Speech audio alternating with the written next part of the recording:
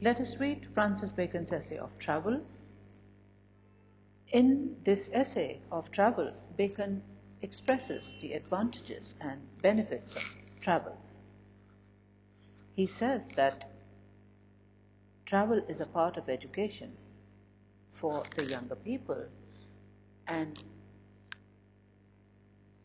it is an experience for the elderly people. He gives a lot of guidelines so as to derive full benefit from travel.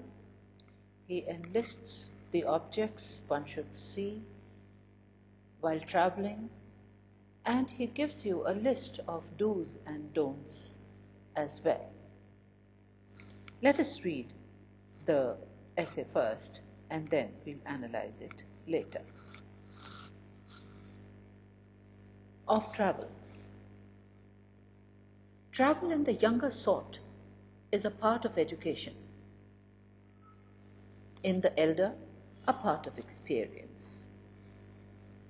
He that travelleth into a country, before he hath some entrance into the language, goeth to school, and not to travel. That young men travel under some tutor or grave servant, I allow well, so that he be such a one that hath the language, and hath been in the country before, whereby he may be able to tell them what things are worthy to be seen in the country where they go, what acquaintances they are to seek, what exercises or discipline the place yieldeth. For else young men shall go hooded, and look abroad little. It is a strange thing that in sea voyages, where there is nothing to be seen but sky and sea, men should make diaries. But in land travel, wherein so much is to be observed, for the most part they omit it. As if chance were fitter to be registered than observation, let diaries therefore be brought in use.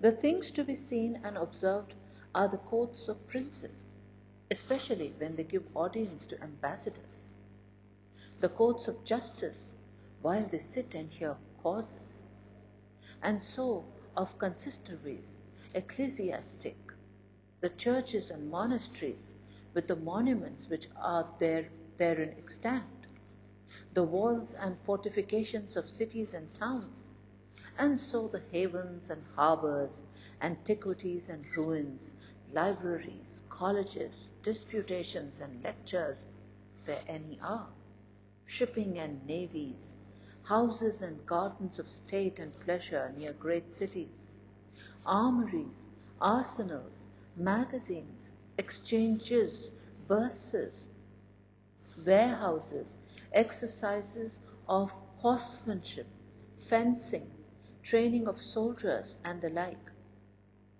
Comedies, such whereunto the better sort of persons do resort.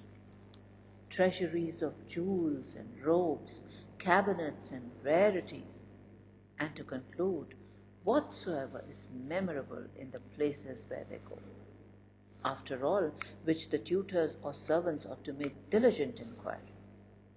As for triumphs, masques, feasts, weddings, funerals, capital executions, and such shows, men need not to be put in mind of them.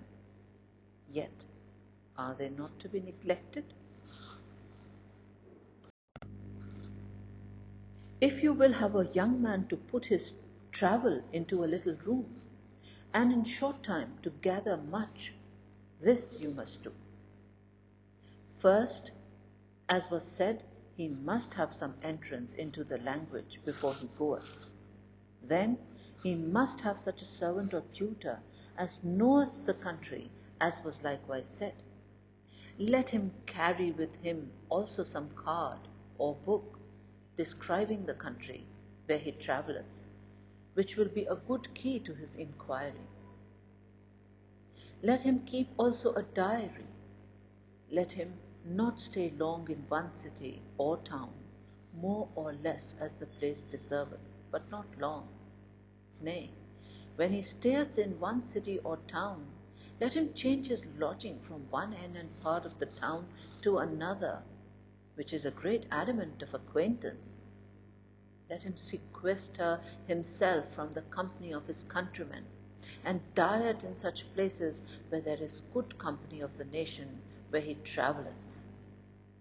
Let him, upon his removes from one place to another, procure recommendation to some person of quality residing in the place whither he removeth, that he may use his favour in those things he desireth to see or know. Thus he may abridge his travel with much profit. As for the acquaintance which is to be sought in travel, that which is most of all profitable is acquaintance with the secretaries and employed men of ambassadors. For so in travelling in one country he shall suck the experience of many. Let him also see and visit eminent persons in all kinds, which are of great name abroad, that he may be able to tell how the life agreeth with the fame for quarrels. They are with care and discretion to be avoided. They are commonly for mistresses, healths, plays, and words. And let a man beware how he keepeth company with choleric and quarrelsome persons, for they will engage him into their own quarrels. When a traveller returneth home, let him not leave the countries where he hath travelled altogether behind him, but maintain a correspondence by letters with those of his acquaintance which are of most worth.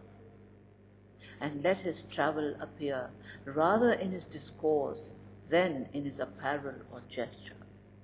And in his discourse let him be rather advised in his answers than forward to tell stories.